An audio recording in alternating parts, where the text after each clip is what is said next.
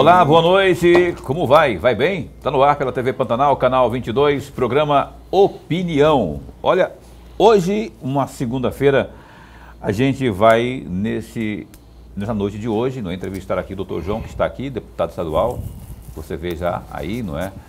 Dr. João, que é da Comissão de Saúde da Assembleia Legislativa, vamos fazer aqui e é do MDB, não é? Vamos falar aqui de política, obviamente, vamos falar também da atuação parlamentar dele, um espaço também para prestação de contas, afinal de contas, o que foi feito, né, durante esse tempo todo aí, já que o mandato está chegando ao fim, vai sair a reeleição, como é que está aí o trabalho de articulação? Enfim, a opinião está no ar a partir desse instante e o nosso entrevistado é o médico, o doutor João, que é deputado estadual pelo MDB. Lorenberg Alves, boa noite. Boa noite, Paulo Coelho, e um grande abraço, mas um grande abraço mesmo a todos os nossos telespectadores, a razão maior do nosso programa. Verdade. Então, a você que se liga aqui no Opinião, muito obrigado pelo carinho da companhia, da audiência de sempre. Muito obrigado mesmo, afinal de contas, é por você que estamos aqui, como disse já o Lorenberg Alves. Doutor João, muito bom recebê-lo aqui, obrigado por atender aqui as minhas insistentes ligações, porque eu sou chato, devo admitir que eu sou um pouco chato e fiquei ali, enquanto ele não atendeu e deu ok, eu não sosseguei. E está aqui o homem, vamos falar de política, vamos falar de tudo que for importante no âmbito da Assembleia Legislativa. Boa noite. Boa noite, Paulo Coelho, boa noite, meu professor, meu eterno professor. É tão gostoso chamar alguém de professor, né? Eu me sinto tão bem assim.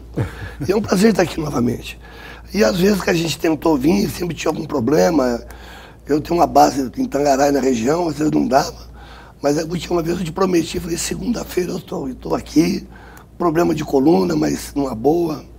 E o tempo vai passar e a dor vai passar junto também. Prazer João, estar aqui novamente. A satisfação é nossa. Mas assim, falar em saúde sua, né? A sua saúde, o senhor como tem passado nessa pandemia aí? O senhor já contraiu Covid uma vez? Duas vezes, oh meu Deus do céu. E agora houve sequelas e como é que foi isso aí? Como é que o senhor cuidou disso aí? As duas vezes que eu tive, a primeira, não tinha nem vacinação direito ainda, né? Foi no começo, mas eu não senti nada, eu sentia fome. Eu engordei 5 quilos. E essa segunda eu já tinha vacinado 2 doses, eu não senti nada. Eu só, assim, eu espirrei, falei, vou fazer o exame. Chegou lá, deu positivo, mas me isolei, obviamente, né, para não passar para ninguém. Me isolei 10 dias, mas eu não tive problema nenhum, foi tranquilo. Entendeu? Foi mais difícil quando eu assumi a Assembleia, professor. Que o primeiro 6 meses eu não estava acostumado com aquele ambiente, né? E o colega Wilson Santos era oposição na época, pelo amor de Deus. Falei, Wilson Santos, jamais eu quero brigar com você, brincar com ele. E eu acabei caindo num cateterismo de estresse. Cateterismo? Cateterismo. Mas deu normal, graças a Deus, era só estresse mesmo. Porque é uma vida completamente diferente, Paulo. Você é médico, você como médico, você resolve, é você e o paciente. Você resolve o problema do paciente ou ele morre. Agora ali não, ali é uma conjuntura muito grande, né, professor? Ali é muita gente, são 24, 23 e mais você, tem o secretário de Estado, tem o governo, é muita...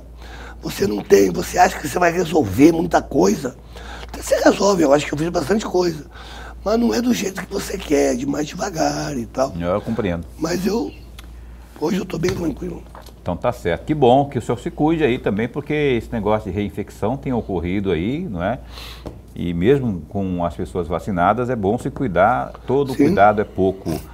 Eu vou então aqui, emendar aqui, eu estava lendo aqui o Gilberto Figueiredo, que é o secretário de Estado de Saúde, mandou para mim aqui no meu zap uma notícia que, assim, que o governo está distribuindo aí 124 mil testes por antígeno aos praticamente todos os municípios, praticamente não, todos os municípios, 141 municípios do estado. Como que o senhor vê essa atuação do governo nesse momento da pandemia, que ainda é preocupante, e com essa questão aí dos testes, o senhor acha que isso atende aquilo que está precisando realmente da população? Ô Paulo, nós da Comissão de Saúde, onde nós somos em 4 médicos e um gestor de saúde, desde o começo da pandemia a gente estava pedindo, vamos testar as pessoas, vamos testar.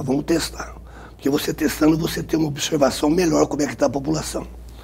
Mas veio mais tarde, mas tudo bem, seja bem-vindo, vamos testar as pessoas, porque hoje, com a vacinação, que quase 70% da população está vacinada, o que acontece? Muita gente tem o Covid e não tem sintoma nenhum. Não tem sintoma. Então você testando, você facilita para não transmitir para ninguém. Então, eu acho que veio um pouco tarde, mas veio. O importante é que veio. A notícia completa você acha no site do governo do estado. Eu vou só ler aqui o lead, a cabeça, no caso, né? Aquela câmera aqui, a minha, né, Gerson? Mudou tudo aqui agora, eu estou mais perdido que surdo-em-bingo aqui.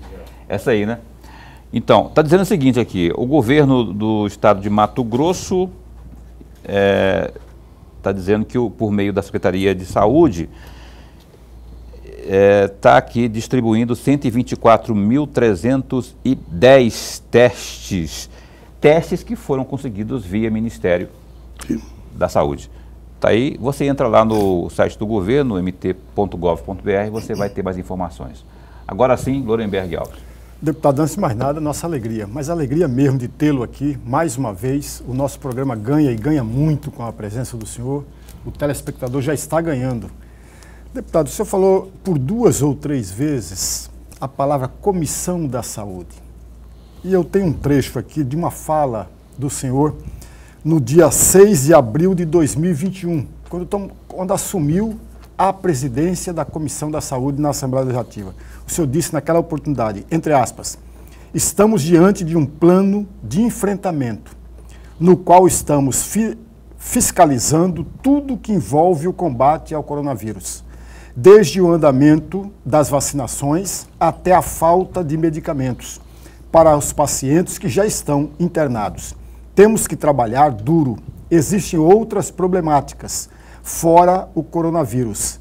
E eu, como presidente e médico de formação, não medirei esforços para melhor atender a população, bem como apresentar bons resultados e ações. Fecham aspas. E aí eu tenho uma perguntinha a respeito disso aqui. Depois de quase 10 meses, ou um pouco mais de 10 meses, do pronunciamento do senhor nesta oportunidade aqui, qual é o balanço que o senhor faz do desempenho desta Comissão de Saúde neste período?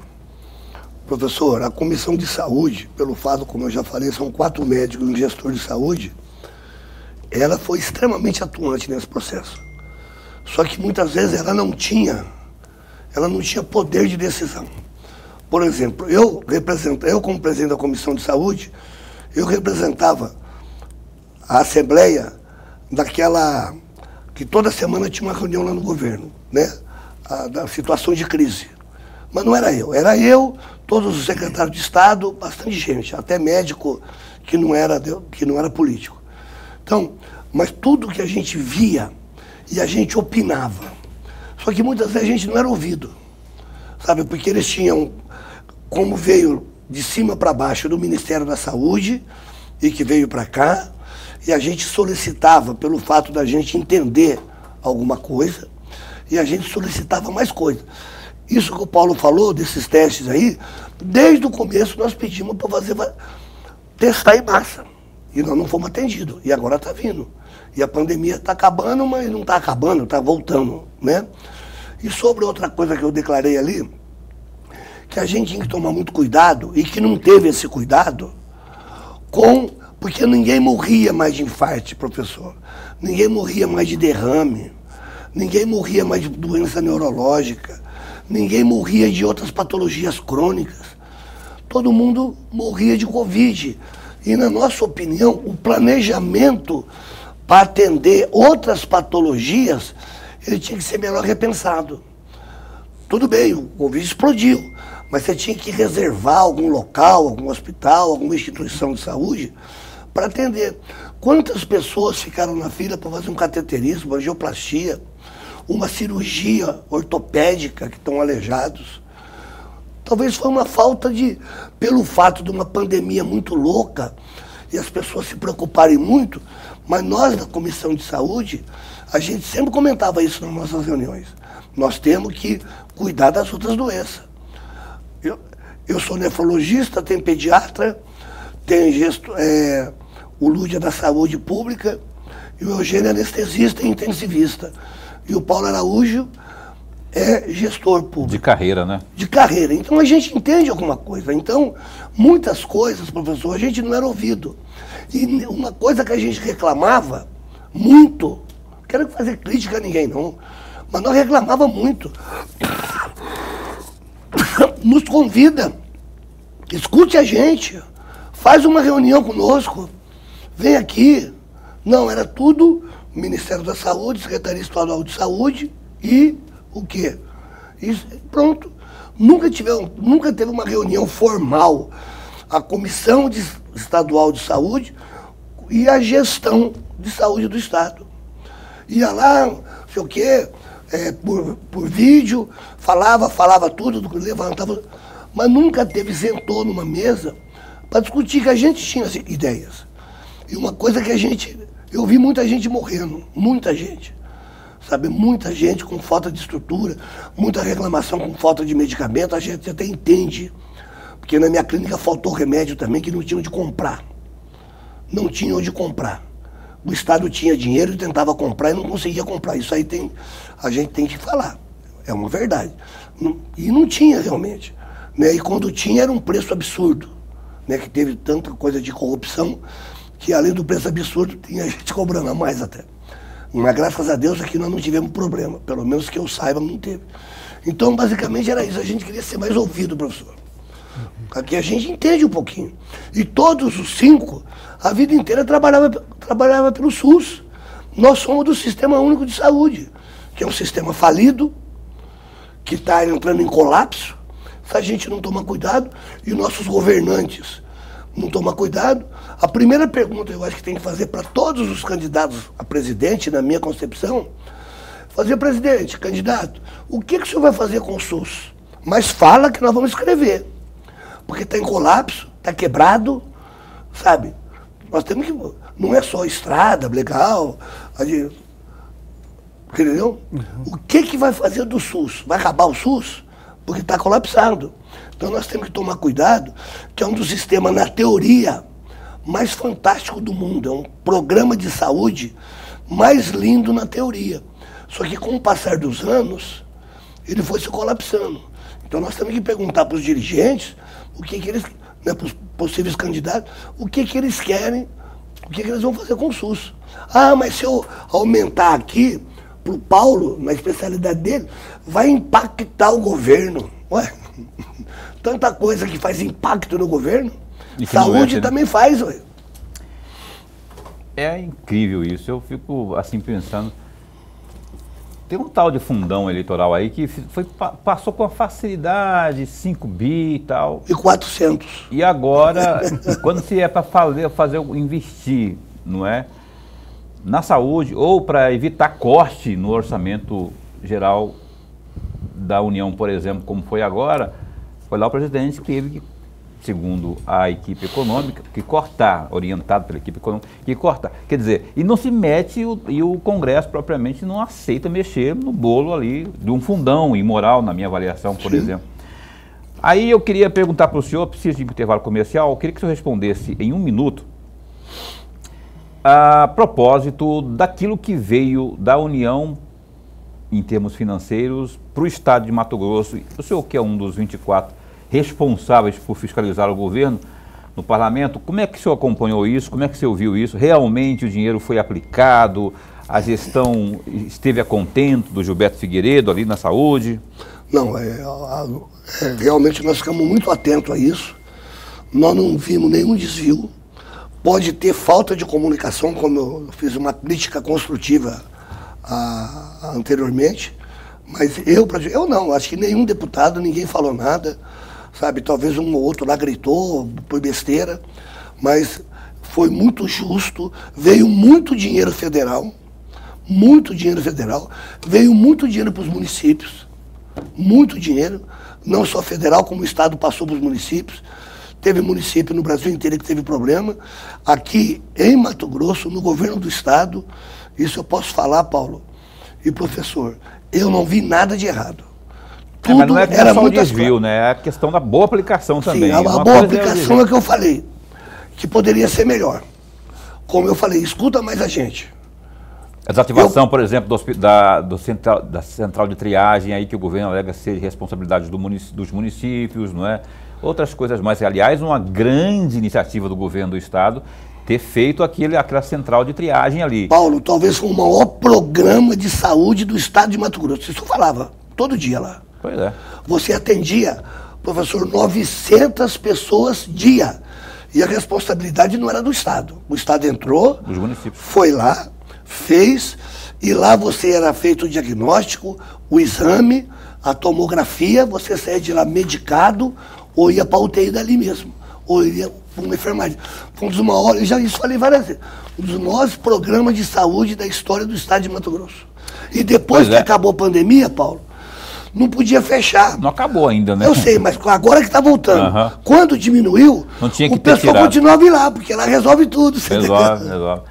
Verdade. Bom, enfim, vamos continuar falando sobre isso aí após o intervalo. Aliás, o município de Cuiabá agora está ensaiando aí a criar 3 centros ou centrais de triagens também. Uma seria aqui na Câmara de Cuiabá, a outra já está sendo articulada na Policlínica lá do Cochipó, e uma outra, parece que, enfim, não sei onde que é a terceira não, mas agora que depois que o governo falou que não, eu não vou fazer mais isso porque é responsabilidade de vocês. E agora os municípios estão, o município de Cuiabá, por exemplo, está aí articulando para fazer isso. O doutor João, deputado estadual MDB, nefrologista, continua conosco. Vamos para o breve intervalo comercial, a gente volta já já.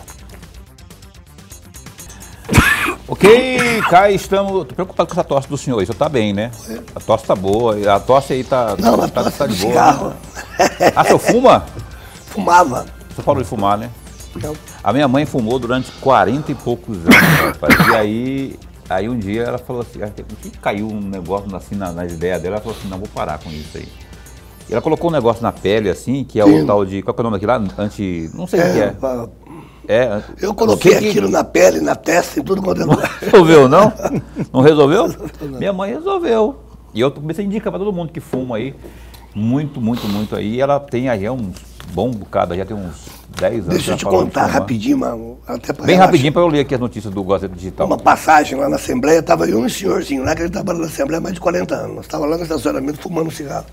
Chegou um cara grandão, 1,90 m, falou assim, eu fumei durante 30 anos. O senhor é médico, deputado, você não tem vergonha, o senhor é um velhinho, você não tem vergonha de fumar, não? Ele falou assim, minha avó morreu com 102 anos. Ele perguntou assim, ela fumava? Ele falou, não, ela não se metia na vida dos outros. O cara vazou. Boa mesmo. O site www.Gazeta Digital te informa com as notícias mais quentes, não é? Neste momento, por exemplo, você se atualiza aí com aquilo que há de novidades no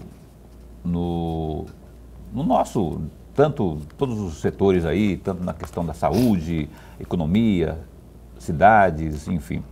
Aí você já vê aí, inclusive, ó, os dados da Secretaria de Estado de Saúde em relação à pandemia.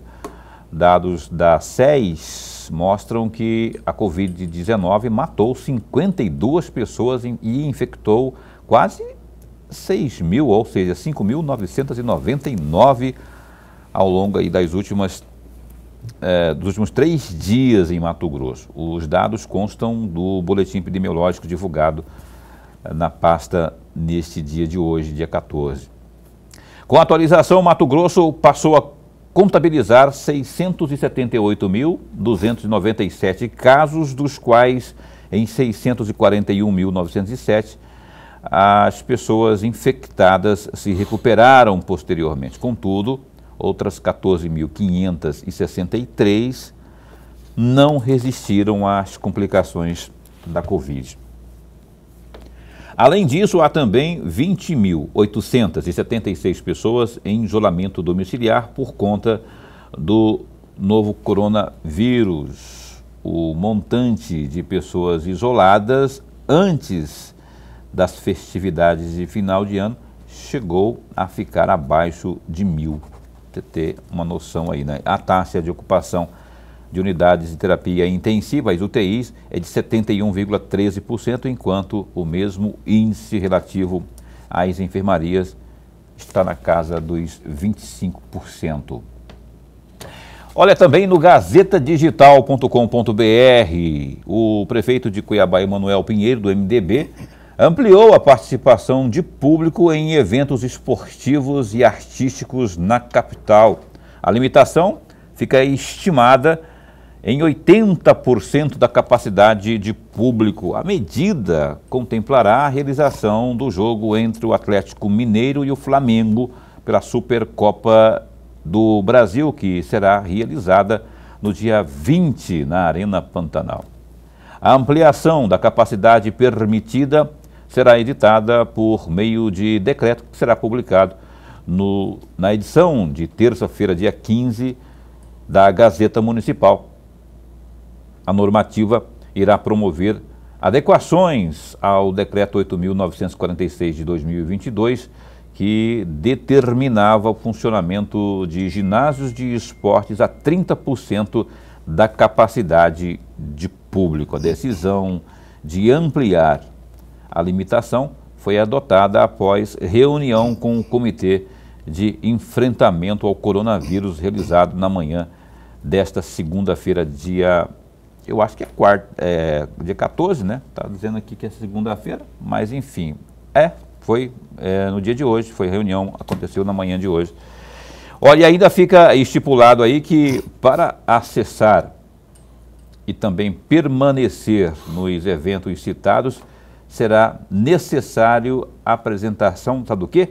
Do cartão comprovante de imunização contra a Covid-19 com a segunda dose ou dose única. Além disso, deverão ser observadas rigorosamente as medidas de biossegurança já anteriormente determinadas no âmbito municipal, sob pena de aplicação aí, né, de, por exemplo, aquelas penalidades legais cabíveis que já, inclusive, tivemos a oportunidade de noticiar aqui. Portanto, Lorenberg, o caríssimo Emanuel Pinheiro, assim como eu, é flamenguista. Uhum. Advogou em causa própria. Isso que eu ia te perguntar. Era 30%, agora 80%, rapaz. Não tem muita paixão e um pouco razão nisso tudo, não. Todo respeito, viu? Eu sou flamenguista, poderia estar caladinho aqui, viu, prefeito? Mas eu fico preocupado, rapaz. Como eu estive preocupado com a questão lá de Chapada dos Guimarães e agora... Mas, Paulo, na verdade você tem razão. Veja, se não me falha a memória, foram 3 ou 4 decretos nos últimos dias baixados pelo prefeito, pela prefeitura. E nenhum desses decretos dá sequência ao anterior. Ao contrário, muda completamente o anterior. Se nós pegarmos o primeiro decreto, nós vamos encontrar que é completamente diferente desse último agora. Não tem cabimento você uma hora dizer, veja, o chefe do Poder Executivo, portanto alguém que deveria estar buscando sempre uma maior credibilidade. Quando você vai numa direção e de repente você volta sem nenhuma justificativa plausível e argumento sólido, você perde credibilidade. O chefe de um poder não pode arriscar muito. Ou fecha tudo ou abre de uma vez, porque 80 para 100, qual que é a diferença? 20%. Na Arena Pantanal, quase não vai ter diferença nenhuma, amigos. Essa é a questão, simples. Tá aí, portanto, caríssimo Emanuel Pinheiro, a opinião dele muito se assemelha à minha, viu? Com todo o respeito que eu tenho pelo caríssimo rubro-negro aí.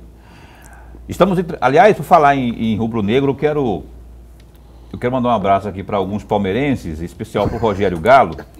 O Rogério Galo é o secretário de Estado de Fazenda. Ele ficou muito irritado comigo, eu acho que ficou irritado, né? Porque eu perturbei esse rapaz. Aliás, não teve esse palmeirense que eu conheça que eu não tenha perturbado nesse fim de semana aí, não é? E a notícia quente, que continua quente, é que o Palmeiras continua não tendo Mundial. E eu frisei isso aí, o Galo, não é assim como outros, tantos palmeirenses, eu acho que até me bloquearam aí, mas daqui a pouco a gente faz as pazes de novo, né? Quando, por exemplo, se o Flamengo perder aqui pro Atlético, já vai ser porrinha ação na minha cabeça.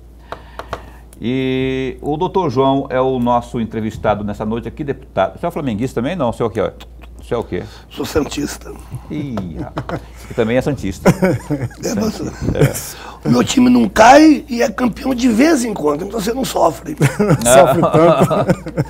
Rembeco, por favor, abra esse bloco de perguntas ao nosso caríssimo entrevistado. Deputado, no bloco anterior eu trouxe um trecho de uma fala do senhor na mesma Assembleia Legislativa. Agora eu vou trazer um outro trecho de uma outra fala, desta vez no dia 15 do mês de dezembro do ano que passou, onde o senhor desabafou, evidentemente. Trata exatamente da manutenção do veto do governador naquele projeto da cannabis, né, medicinal. O senhor disse o seguinte, entre aspas, eu queria parabenizar de coração esses 9 deputados que votaram contra a medicina, contra a saúde, contra o povo de Mato Grosso. Que absurdo, senhor presidente. Eu vou abandonar a sessão porque estou com vergonha de ser deputado estadual. Fecham aspas. Eu gostaria muito de ouvir um comentário do senhor a respeito desta fala. Professor, lá na Assembleia, até então tinha uma situação, por exemplo, eu não vou discutir economia com o deputado Avalone. Eu vou aprender com o deputado Avalone, certo? Eu não vou discutir muita política com o deputado Max Russo, com a Janaína, com o Botelho. Eles sabem muito mais política que eu. Só que quando eram as coisas práticas, por exemplo, eu sou da Comissão de Segurança. Tudo que a gente tinha dúvida, a gente perguntava para os colegas da segurança. E todos os colegas, normalmente, em relação a qualquer coisa de saúde, eles perguntavam para a gente. E aí teve deputado depois que falou assim, não, isso não foi muito bem apresentado. Foi. Só eu subi no plenário umas 3 vezes. E eu expliquei, sabe, quantas patologias, mais de 30 patologias que serve isso aí. Então eu desabafei realmente, fiquei e abandonei a sessão. Eu fiquei, aquele momento eu tive vergonha de ser deputado. Porque nós do parlamento, eu acho que nós temos que fazer leis, sabe, para o povo, para a população, para o bem-estar do cidadão. E ali nós não estávamos, porque foi o que eu falei lá em cima. O dia que você vê uma criança, um parente seu, um vizinho, um amigo, uma criança ter uma crise convulsiva de 20 minutos e quase morrer, aí você vai falar, puxa vida, realmente eu tenho que aprovar isso aí. E quantas crianças, não só de crise convulsiva, de patologias crônicas, patologias neurológicas, com sequelas, sabe? E que melhorou. São dezenas de doenças, sabe? Aí. Dezenas de doenças. Então, tem uma doença que eu não sabia, doutor João, que eu fiquei muito mais fã daqueles que apoiam o uso medicinal do canabidiol, que é o glaucoma. Eu não sabia, e aí eu fiquei assim, na minha família tem casos assim. Por exemplo, é aquilo que o senhor falou aí, quando a pessoa se vê, não é, nós precisando, se vê naquele cenário que pode ser ajudada por uma questão dessa aí e vê uma lei dessa sendo barrada. Eu acho que aconteceu, Paulo, e professor Lorenberg, foi uma insensibilidade do governo. Vamos vetar. Vetar por quê? É onde eu falei para vocês anteriormente. Conversa conosco. Quem vetou? Será que foi o governador que vetou? Foi quem lá, o Mauro Carvalho? Ou foi lá PGE? Outra pessoa, PGE? Por quê que, sabe? Explica para nós isso aqui. É onde falta um pouco de humildade nas pessoas, na minha opinião.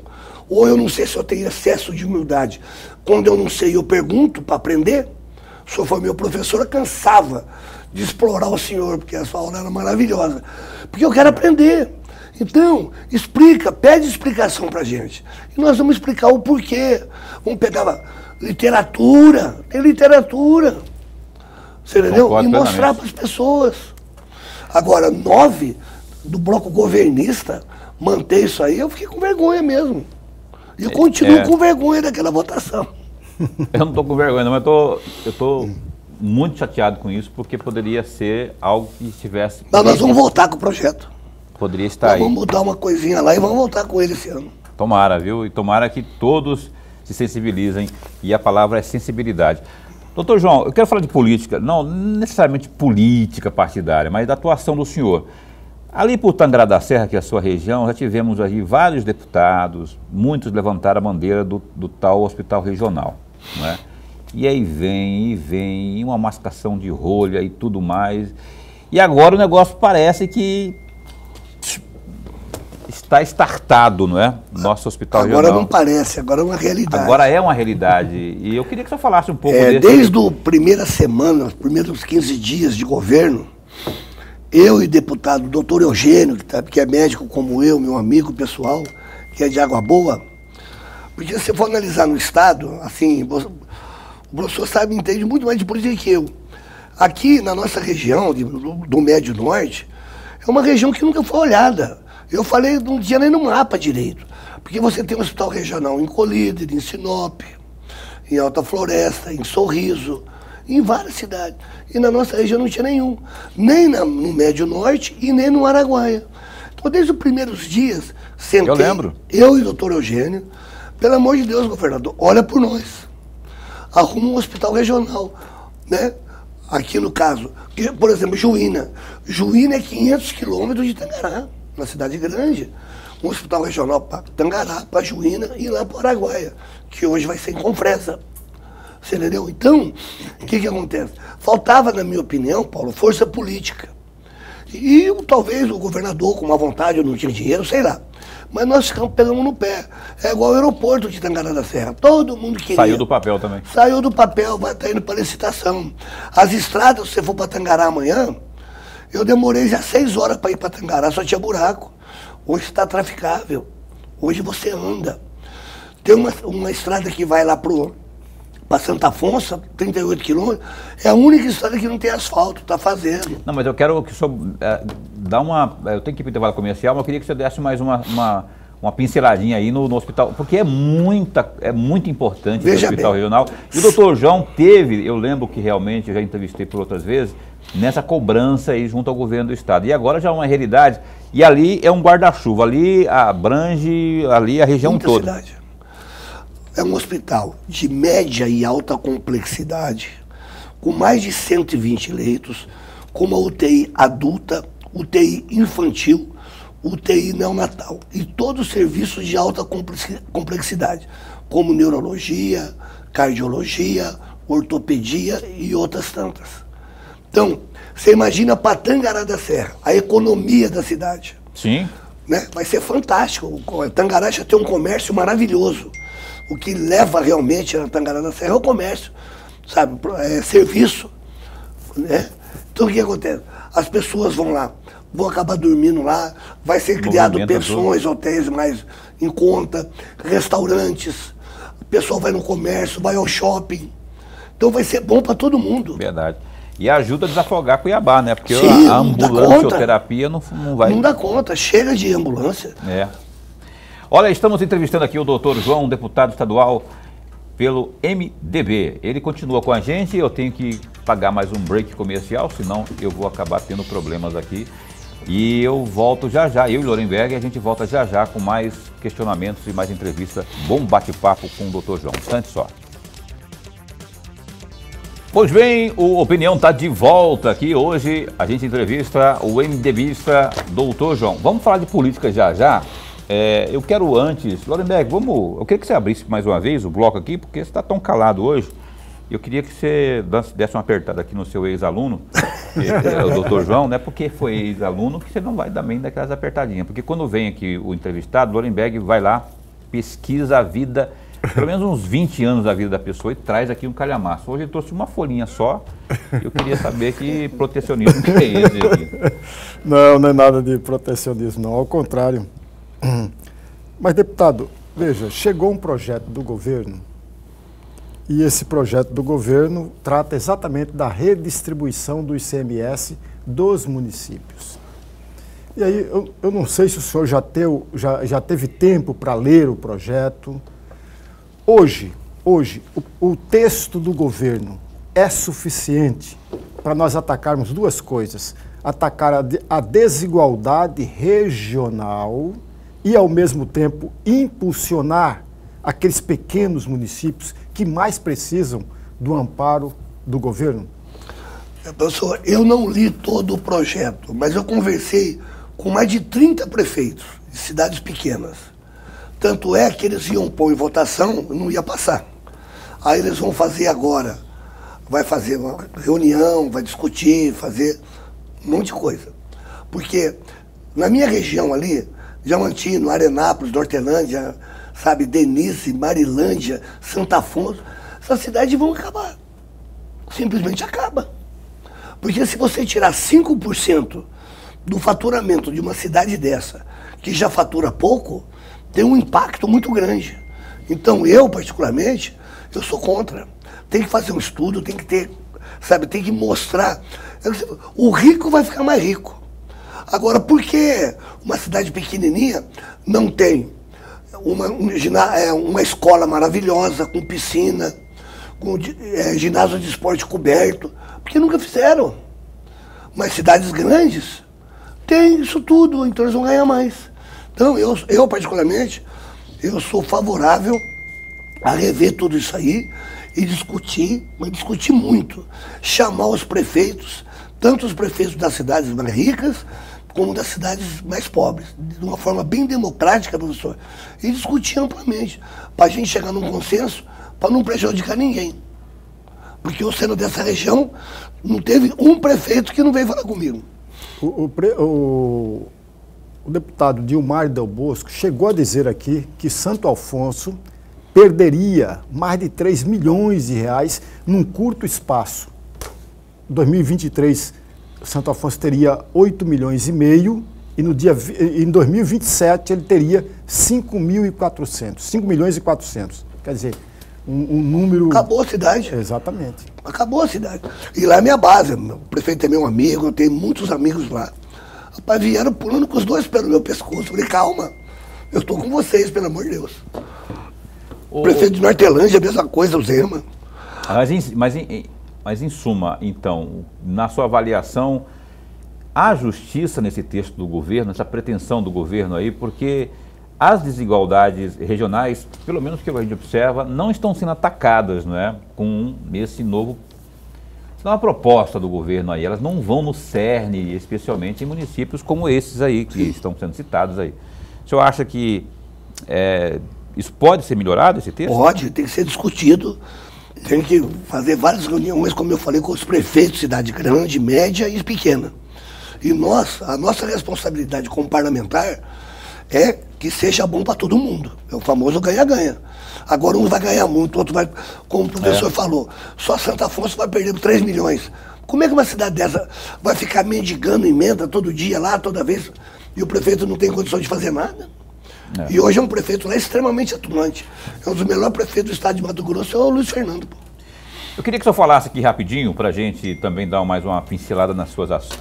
Tem uma lei, que não é nem projeto, mas virou lei, que é aquela que fala dos cartórios, rapaz, que é 11.671, deste ano de 2022. O senhor sabe qual lei que é essa, né? Que trata dos cartórios, sobre o nascimento das crianças. Eu tenho... Sim, eu sei. Se eu conseguisse ler, eu até leria aqui mais detalhes sobre ela. Eu sei. Essa lei já é lei. É lei, já foi sancionada. O que acontece, Paulo? No estado de Mato Grosso, muitas cidades não nasce ninguém. São cidades pequenas, onde não tem um hospital que faz uma cesariana, só faz um parto normal se a criança chegar lá nascendo, uma enfermeira vai lá e faz o parto. Você entendeu? Então, o que acontece? E toda cidade, então a maioria dessas, e são muitas no estado, o aumento da população não tem. Vai morrendo gente e não vai nascendo ninguém. Aí perde dinheiro federal para saúde, para educação, para um monte de situações. Então, por exemplo, qual que é a lei? O fundamental da lei. Você, a esposa, a mulher, vai ganhar neném, por exemplo, em vez de ganhar neném uma cidade aqui pertinho, vai ganhar neném em Cuiabá. Ela tem por direito colocar o filho dela na cidade de origem. Nasceu em tal cidade. Você não está mentindo pro cartório, não está... Porque você, na verdade, você nasceu em Cuiabá. Sim, mas você tem o direito de colocar essa criança como se ela fosse de Santo Antônio. Mas, enfim, foi aprovada, né? Foi aprovada. Quer dizer, então, Por hoje... unanimidade. Hoje eu posso fazer isso, então. Pode fazer. Minha mulher, se eu tivesse, minha esposa e tal, eu estiver grávida e for ter neném lá em... Barra Grande, eu não digo. Chapada dos Guimarães. Ó, mas eu quero que ela seja cuiabana. Sim. Minha criança seja cuiabana. Aí eu gelei, eu posso... Porque é a cidade que você mora, você e tua esposa. Não é escolher, Entendi. entendeu? Aleatório, eu quero que seja, não sei de onde. Não, Entendi. eu moro em tal lugar. Entendi. Que vai ser lá. Dorenberg. Vamos mudar um pouquinho de assunto. Está falando muito, deputado, mas muito mesmo, que o MDB poderia estar fazendo uma federação juntamente com o PSDB e com a União Brasil. O senhor, com todo o conhecimento, agora que o senhor tem muito conhecimento a respeito da militância na Assembleia Legislativa, o senhor acha que é favorável a esta federação ou o senhor é contra essa federação, vai atrapalhar os rumos do MDB a eleger representantes na Assembleia Legislativa? Dorenberg, a princípio, o MDB estadual é contra a federação, pelo que eu sinto. Mas a coisa vem lá de cima. E hoje eu tive uma informação que o PSB, B de bola, também quer participar. E mais um monte de partido. O que acontece? PSDB, MDB, União, que é o DEM e o PSL. O PSL, pelo jeito, vai ficar sem deputado. Porque os deputados que estão no PSL hoje, eles vão migrar para o PL, do presidente Bolsonaro. Né? Ali só vai servir para uma coisa, o que me falaram o dia que eu estava assistindo televisão e colocou isso aí, eu assustei. Liguei para uma pessoa muito importante do partido, ele falou, calma, doutor João, não fica nervoso. Vamos avaliar, vamos ver como é que funciona, a gente tem que ver direitinho. Só tem uma vantagem, por enquanto que eu vi, é muito dinheiro do fundo partidário. Agora, eu como não tive R$1 de fundo partidário na minha eleição, eu não estou preocupado se vai ter muito, se vai ter pouco. A minha eleição foi na raça, entendeu? E vai continuar sendo, se Deus quiser. O MDB, considerando o MDB do jeito que está hoje aí, como é que ele está? Vai desembarcar do governo Mauro? Vai apoiar uma hipotética reeleição dele? Na sua avaliação, porque eu sei que no próprio MDB há divergências de opinião. O senhor acha que tem a ambição de pleitear um cargo majoritário? Como é que o senhor vê o MDB no processo eleitoral deste ano? Bom, a última informação que eu tenho, inclusive aqui, que é fresca de domingo, o MDB, a princípio, política é muito dinâmica, a princípio ele vai com o governo Mauro e para senador apoia o deputado federal Nery Geller. Ah, mas ele perguntaria a Janaína. Não, a Janaína, se o Hélito Fagundes for candidato a senador, falei, gente, vocês não podem criticar a Janaína. O homem é sogro dela. Ela é casada com o filho dele, pô, eu acho. Você vai fazer o que com a Janaína? Você vai... Não pode mexer com a Janaína, pelo amor de Deus. Ela é livre. Então, mas a princípio, o que a gente percebe hoje vai com o Mauro e vai com o Nery Geller para Senado. E não tem pretensão de ser candidato a governador ninguém, não, pelo jeito. Não tem, né? Nem o Bezerra, pra você ter uma ideia.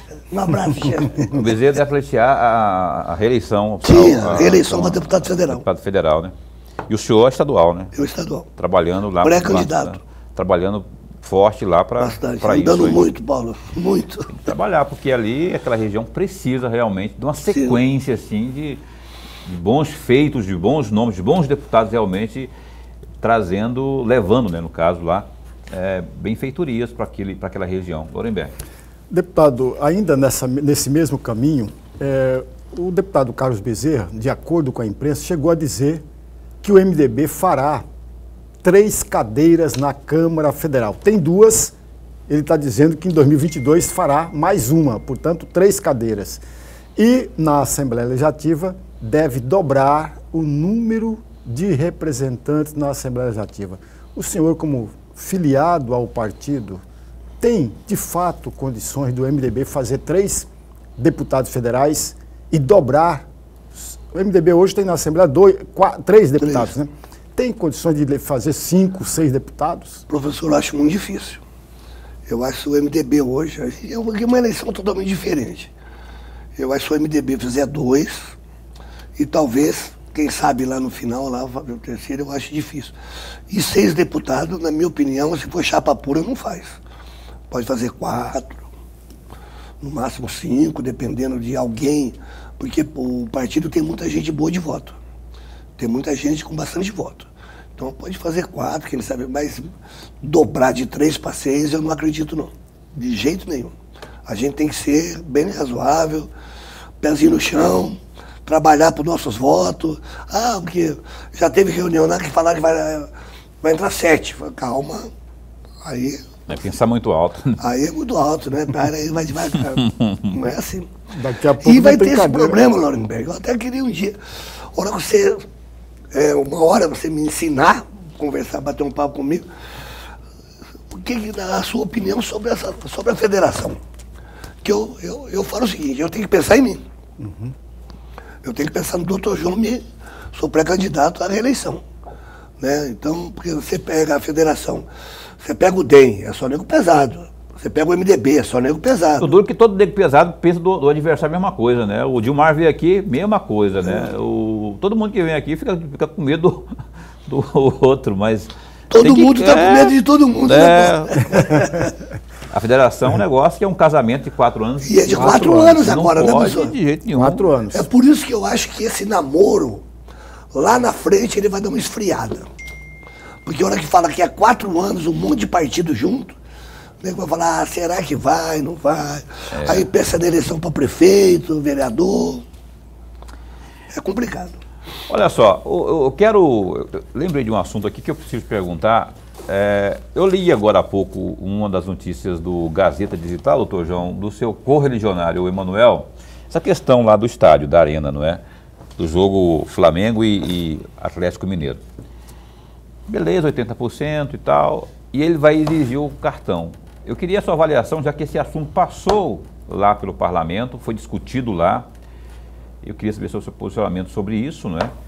E daqui a pouco vai estar aí pedindo o voto e pode ser que um eleitor pergunte, mas e aí, o que o senhor pensa sobre isso aí? Eu cá comigo, eu não gosto dessa ideia não, mas enfim, os legisladores, alguns gestores pensam que sim. O caso aqui, por exemplo, do Emanuel, lá do Zé do Pátio, enfim. O que o senhor pensa a respeito? É o seguinte, primeira coisa, como o professor falou, é muito complicado você aumentar de 30 para 80.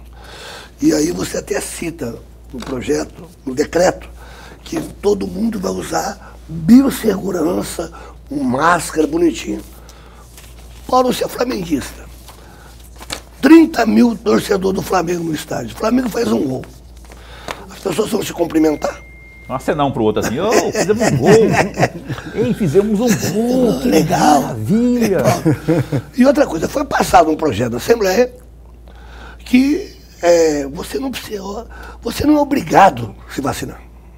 Isso é um projeto que está lá. Você não é obrigado a se vacinar.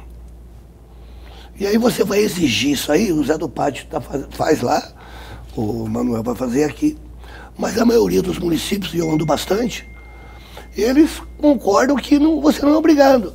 Você vai em templos religiosos, ninguém pede nada, você é livre e de bons costumes para você fazer as coisas. Então eu acho muito complicado, eu tenho medo até de dar confusão. E eu não quero que dê confusão, pelo amor de Deus. O senhor votou nesse projeto lá, você votou como? Eu votei para não ter a obrigatoriedade do cartão de vacinação. Falei bem claro, sou a favor da vacina. Eu também. Me vacinei, mas eu não compactuo, eu acho que o ser humano tem que ter liberdade. Eu também, eu vacinei, eu tomei todas as vacinas, todas elas, até aquela que dava de revolvinho assim, ó, deixava tem um calombão aqui, ó, desse tamanho assim, daquela de pistolinha ainda, lembra? Hoje não dói mais tanto assim, mas... Você não é da época da varíola, eu peguei a varíola. Você vê que eu não sou tão novinho. Era dessa injeção zona ali. Olha, eu tenho que encerrar o programa, a conversa está muito boa, doutor João, quando vem aqui sempre rende entrevista boa. Boa sorte aí nos seus pleitos, viu? E que melhor que o senhor tenha aí também uma boa performance nesse restinho aí de mandato em prol da população, especialmente aqueles que votaram no senhor. Dr. João, nefrologista, deputado estadual pelo MDB, muito obrigado por mais uma vez ter vindo aqui ao Opinião. Obrigado, Paulo. O programa Opinião, um programa que a gente gosta muito. Obrigado, professor, porque aqui parece que é um bate-papo informal. Mas é um bate-papo, E né? é isso que é gostoso, não tem... Agora, o professor Lorenberg apertou sim, é porque a gente tem resposta, Paulo. Nós temos consciência das coisas, gente. E tá certo, ele é um grande jornalista, tem que apertar. Tem que apertar. E a gente, uma coisa que eu falei lá um dia, e depois eu não vou chegar aqui e falar, não falei isso. Não, falei sim. Então foi um grande prazer estar aqui no programa Opinião. Obrigado a você, obrigado ao professor.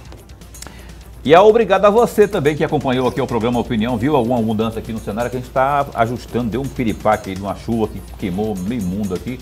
Muito obrigado pela sua companhia, viu? Quero agradecer também a Aline, que é assessora de imprensa, tem também a Caroline, que também é assessora de imprensa, né? Que vieram aqui dar uma força aqui, me deram uma força também nas pautas aqui, né? A Michele também. E, enfim, o pessoal, tem só gente boa lá no gabinete.